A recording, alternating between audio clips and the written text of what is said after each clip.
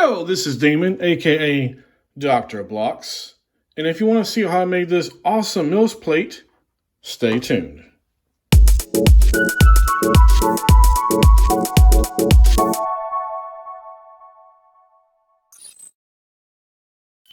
Alright guys, so let's make us a MILS plate. So I have here an official standard 32 by 32 base plate, which should measure 10 by 10 inches.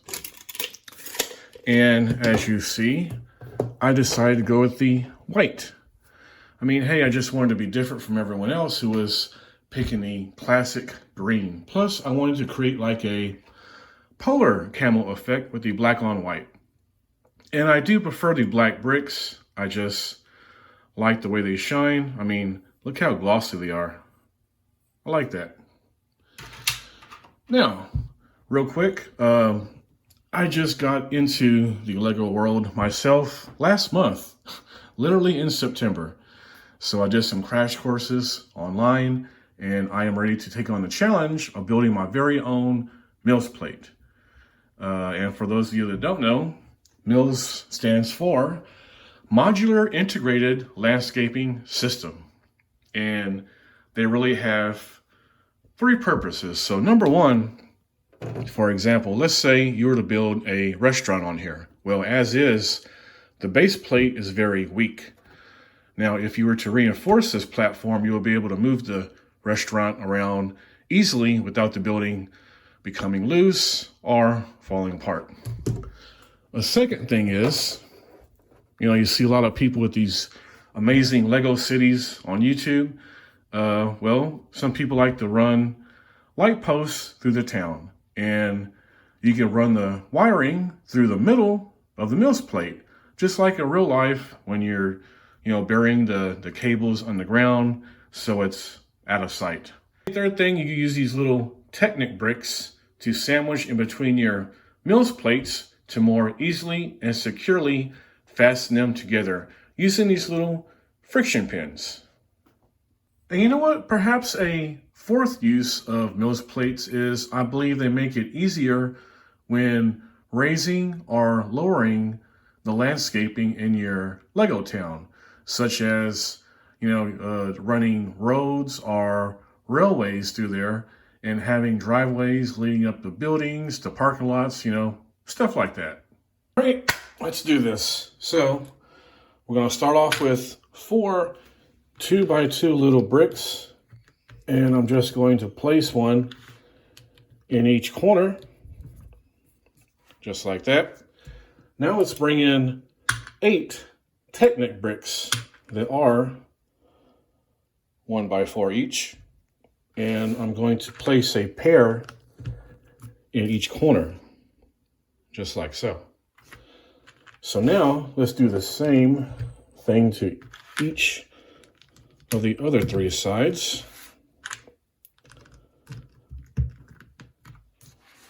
And there we go. Now let's bring in 4 1x10s. And if you do the math, there should be 20 studs going down the middle. So what we're going to do is place the 1x10 directly in the center. So now there should be a space of 5 studs on each side. So let's do the sides here. There we go. And if you know for sure that this is going to be placed on the edge of your Lego town, then I would say just go ahead and take 2 and close it off just like that, so that you see a nice flush finish on the edge of your town. But today we're just building my standard MILS plate. Okay, now we're bringing in 4 2x8s. So what I'm going to do here is use 2 to be my center and basically act as a big 4x8 piece.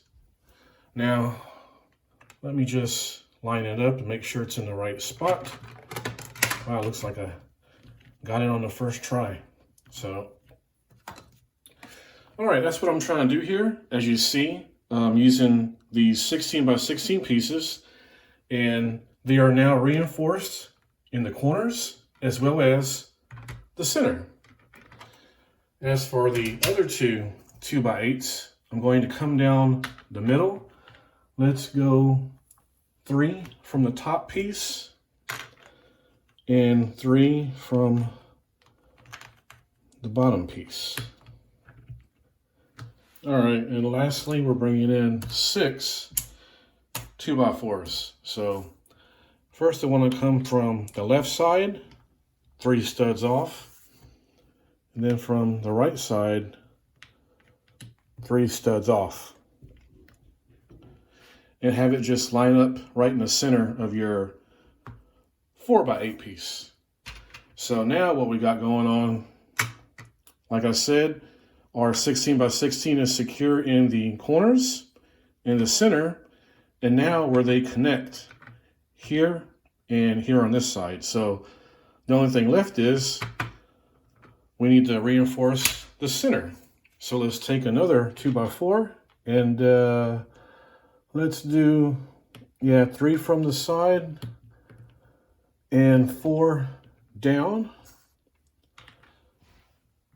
Let's see, 4 down, 3 from the side right there. And from the bottom, we're going to have all the 2x4s line up just right. Put that one in the wrong spot.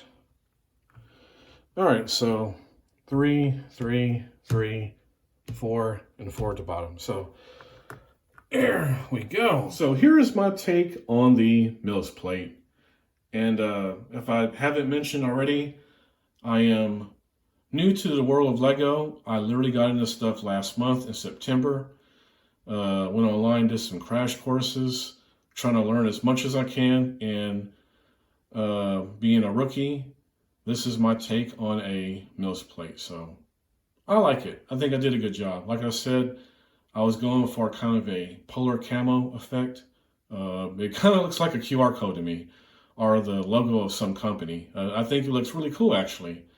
I would love to hear you guys' comments, feedback, and how you think I did, or any suggestions. And by the way, for cost, if you buy the base plates in bundles, they're basically like $5.29 a piece. And I spent like $17 in parts on the pickle brick section of Lego. So this base plate cost me around $22. And I guess if you want to make it a little more price effective, you can maybe replace some of the 2x8s with 2x4s, because these pieces are 35 cents each. But I wouldn't necessarily go in for the most price effective route. I just wanted something that would, something that I could live with, something I could see myself mass producing and, building my town with. So, like I said, I like it. And now, let's see here. Let's just put the final touches on it.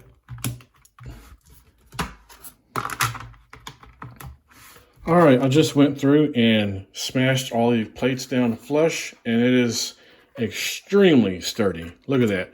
There is no flexing there. You could put a heavy building on top of that and transport it.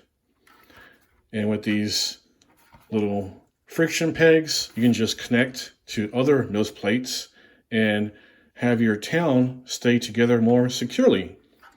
And as for running the cables for the lamp post, you can just pop the top off, feed the wire in, and the wire would basically go in one side and out the other. Well, I hope you guys had a great Halloween. And remember, stay creative and keep on building.